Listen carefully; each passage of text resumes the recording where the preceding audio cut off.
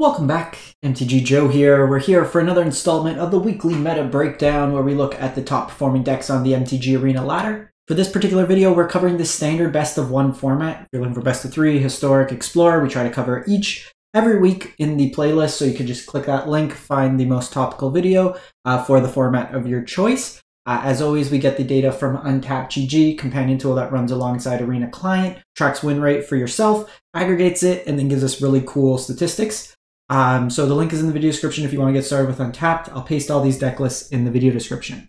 So one of the comments I've received is just kind of getting a view of the overall kind of meta distribution. While you can have individual decks that are performing at certain rates, that doesn't necessarily correlate. People play decks even if they're not good, which we'll kind of cover in a sec, because they have like familiarity or they just enjoy the archetypes, whatever it may be. So kind of going to look at that in the best way we can right now to see, you know, is a deck underplayed but overperforming? Is a deck overplayed and underperforming? Where it kind of falls and all that. So let me know what you think about this. This is the first kind of time we're doing this approach.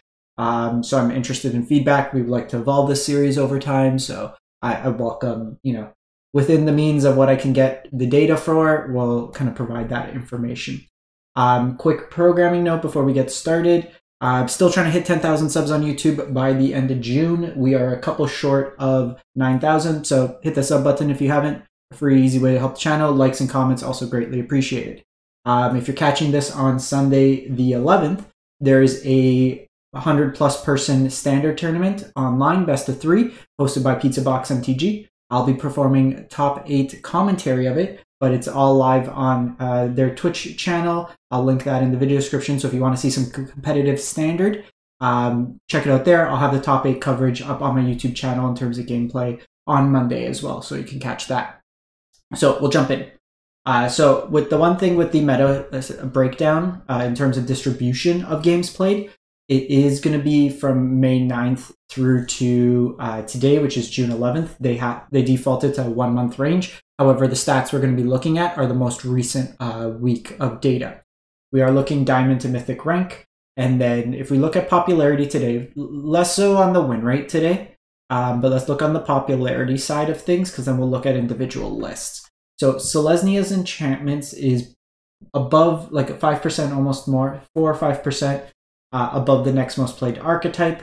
It's about 15% of the meta right now we're seeing in best of 1. And kind of the 3 pillars that we're pretty much seeing is you got your enchantment decks, your various mono white based creature decks, and then you have your mono red decks.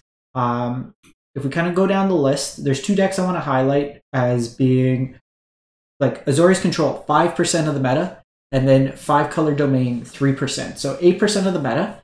If we look at decks like this, this is a really good example of decks if we kind of quickly jump over. Azorius Control is a sub 50% deck, yet people are playing it at 5% of the meta. So this is an instance where I'm not even going to go into detail with this. It's just various sweepers, Mind Splice Apparatus, Do Nothing Control, win with White Sun's Twilight. This deck is incidentally very good against the enchantment deck, having played a lot of the enchantment games because there's so much exile-based removal. So that might be a call, but I think against most of the field, like mono red, stuff like that, seems to be struggling a bit. Similarly, if we look at the actual results, the 5 color domain deck, we look at it, this is another sub 50% deck. So these kind of more greedy piles, which may be better suited in best of 3. Last week when we did the best of 3, Blue-White Control was a deck that was putting up some results. The various domain piles are very good in best of 3 as well. Not seems to be the case in best of 1, where we have 2 sub 50% decks. So this is actually kind of interesting to see, like, you know, people are playing decks, but they're not necessarily putting up results.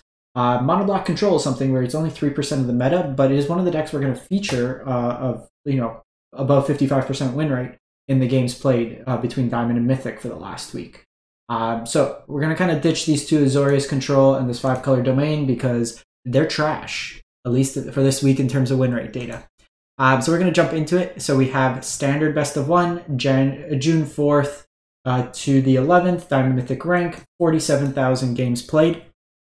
And kind of going back to this meta share, mono red aggro was number 4 on the list at 10%, which is pretty much on par with mono red burn. We're going to feature both of these, but Mono Red Burn was actually like the 4th or 5th highest win rate. Mono Red Aggro is by far the highest win rate at 72% win rate. With these aggro builds, there's varied numbers in terms of some of the key cards. You sometimes see Mishra's Foundry, the colorless creature land.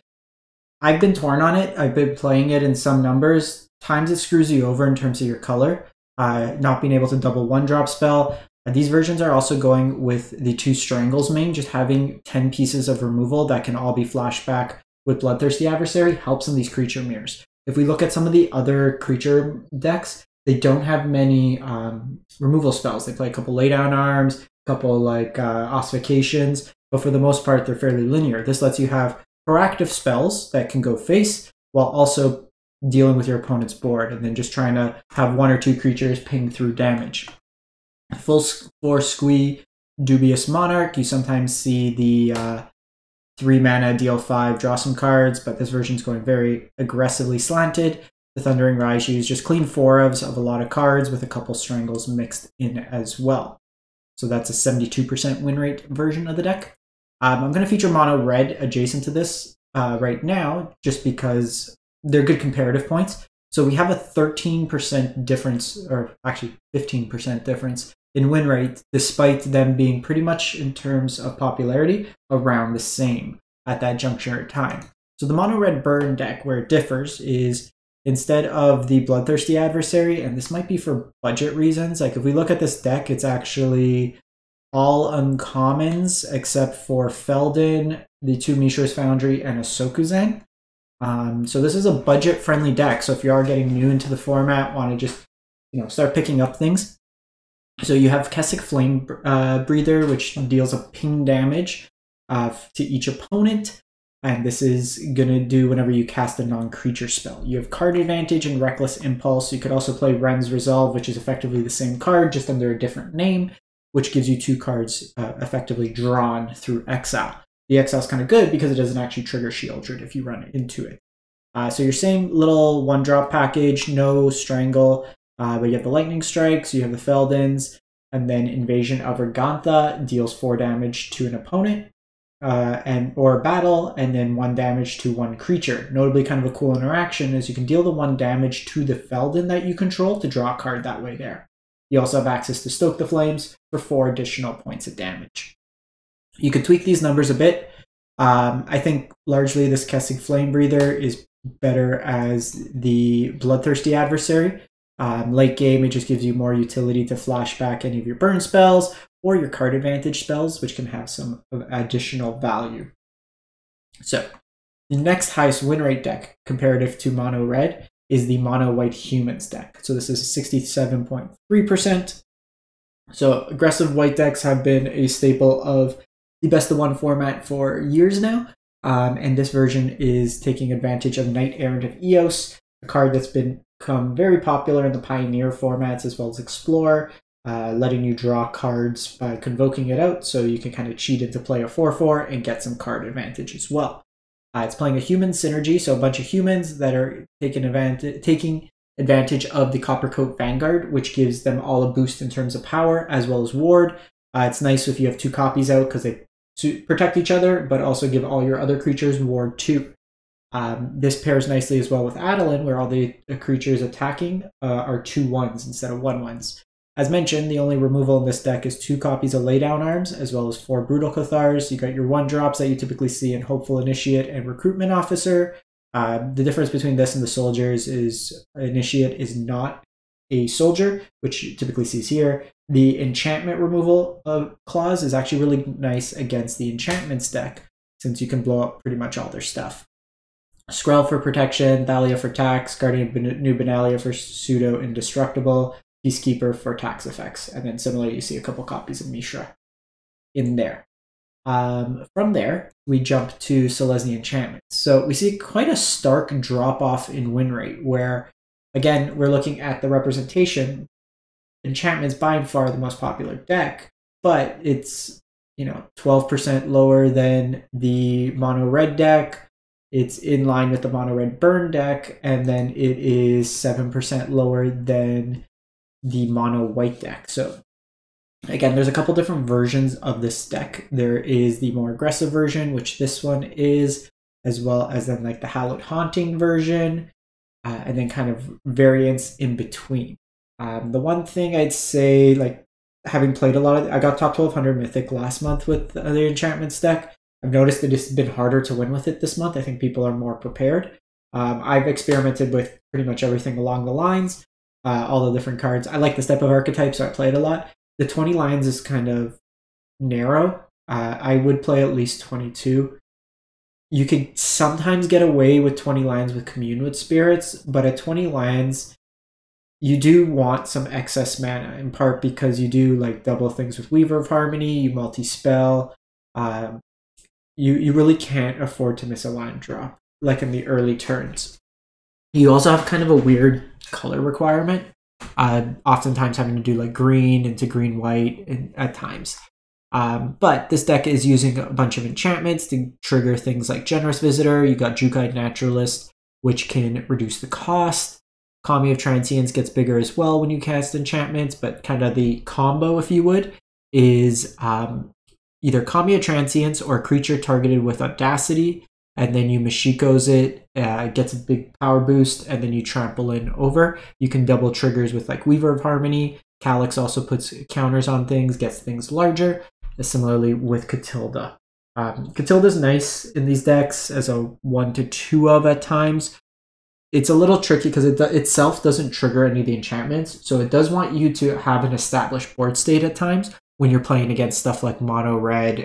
You want it to get at least 4 toughness, and oftentimes it's correct to not block with it if you can afford the life, and then just attack in, be more aggressive with it, because they can like stack various burn spells and stuff like that. This can kind of solo those matchups because you basically are attacking in and invalidating their entire combat step. I like the addition of Skrelv to protect your key cards, to kind of get the engines going as well.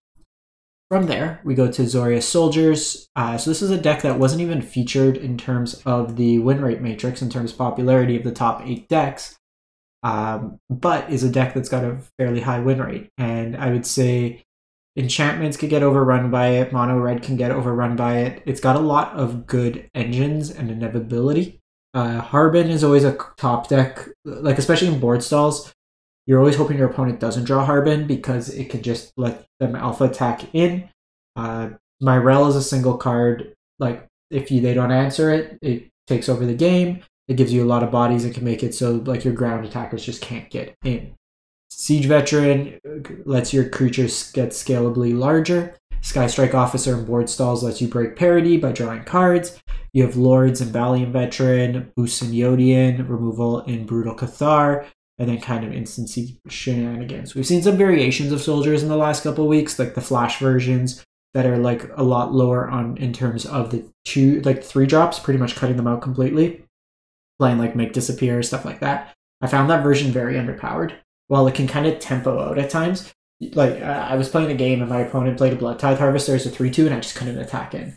I'm like, if I can't attack into a 3/2, then like what am I doing? And you run out of cards quickly as they kind of pick you apart. So then we go to Mono Black Control. So this was a deck that was 2.8% of the meta. Notably at this point too, because it's at May 9th, this does include previous bans in terms of cards like Invoke Despair. So this is kind of a return to the more linear mid-range, not linear mid-range, like a lower curve mid-range. So less about the Invoke Despairs and just kind of value plays, higher creature density as well. So we have Evolved Sleeper that's come back, Tenacious Underdog that's come back, no Rankin or Bankbuster, so they're playing things like Life of Toshiro that can be used early against the aggressive decks or just give you life gain. 5, 7 different removal spells. I actually don't love Sheoldred's Edict necessarily in Best of 1. The reason being, there's a lot of decks that either like low to the ground, you want to target specific creatures, or they can they're swarm decks. They're just dropping a bunch of creatures attacking in. I would prefer just increased numbers of I would honestly go to like the 4th cut down and like the 3rd go for the throat over stuff like the Sheoldred's Edict. Soul Transfer is decent. Liliana, I wouldn't play in Best of 1 to this number, maybe 1 or 2. The reason being, like, look at your curve, right? Like, where are you going to discard when these decks are out of cards already? So something to consider there. I would probably trim down the number of Lilianas, maybe play like a copy of or two of Gix. Could be decent in that slot as well, just to drive cards. Trespasser's decent. You have the Invasion of Innistrad as just another removal spell that can late game be a mana sink. Obliterator just kind of stonewalls some of the creature decks. You have Sheoldred to gain you life. Gix Command is a very impactful sweeper, as well as lifelink, whole bunch of value, and then Sheoldred can be used as another kind of edict effect, and then a threaten effect with the. If you flip it, you're in a good spot usually. Just kind of pick off the board and then mass reanimate Rise of the Dark Realms your opponent. I will say the 24 lands is too little for this deck. Like looking at your curve again, like people really don't like playing lands in their deck. So what I would do, say honestly, cut this down to 1. Like cut 2 copies of Liliana. Again, look at your curve, what you're trying to cast. Play 1 to 2 copies of Myrex, I would say, in the mana base. Just helps with some redundancy. I'd play maybe 1. I'd probably start with 2, try it out, and then this is definitely like a 25-26 line deck. Not like you're not casting 4 drops and 5 drops consistently. Especially because, like, if you look at the deck, you got recurring mana value in Tenacious Underdog. You could pump mana into Evolved Sleeper. You could pump mana into Deluge of the Dead. You could pump mana into Sheoldred. There's a lot of things you can do if you do flood out a bit. But you're going to be at a disadvantage if you can't cast your cards on curve in the same regard. So something to keep in mind there. And then lastly, so this is a deck that I went to Platinum rank just to check it out. But so there's kind of 2 things. There's the 4-color ramp, and then there's the domain decks. The 4-color ramp deck is really green-white control splash Atraxa. So it's less on the big end. I think this version of the deck's super reasonable. Because you have a lot of interaction for the early game. Those other decks are kind of greed piles, which you can't like greed pile your way through best of 1. You gotta kind of interact. You have to respect the aggro decks. So you have Ossification, you have 3 Sunfalls, 4 Leyline Bindings, a Farewell, so 4 Sweepers, 8 pieces of targeted removal. You have Archangel of Wrath, which can also shoot down things, give you lifelink. You have ways to gain life in Archangel Wrath, ways to gain life in Herd Migration, and then you could kind of get the inevitability of just dropping an Atraxa. You have your 8 pieces of ramp, Topiary Stomper, and Invasion of Zendikar. This version's actually playing a Realmbreaker, the Invasion Tree. So 2 mana, mills an opponent, puts a land from their graveyard onto the battlefield.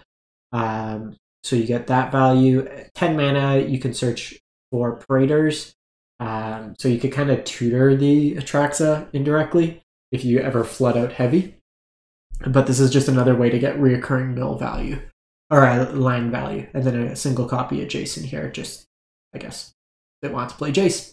But I think this version's a lot more reasonable than the domain piles, because the domain piles are trying to cast like Itali and everything like that. And like you cast an Itali, sure, but oftentimes you're going to hit like off your opponent's board like a Monastery Swiftspear, or like random like Hopeful Initiate. It's not going to do too much for you, whereas like answering their board is key, right? Especially like in that other deck, you're very susceptible to Thalion too, whereas this version, you know, you have ways to deal with Thalia, and then you have kind of the bigger threats on the top end. So that's it for the week. Let me know what you think about the new approach with including the meta breakdown. If you do have time this afternoon, like I said, we will be covering the full top 8 as well as the full tournament of the Pizza Box Open. So if you're looking for standard tournaments, looking for new deck ideas and best of 3, great tournament series that's run there. And you can catch some commentary by myself. If not, catch it on the channel tomorrow, and we'll do the coverage then there too. Thanks for watching, everyone. Hope you have a great one, and stay safe out there.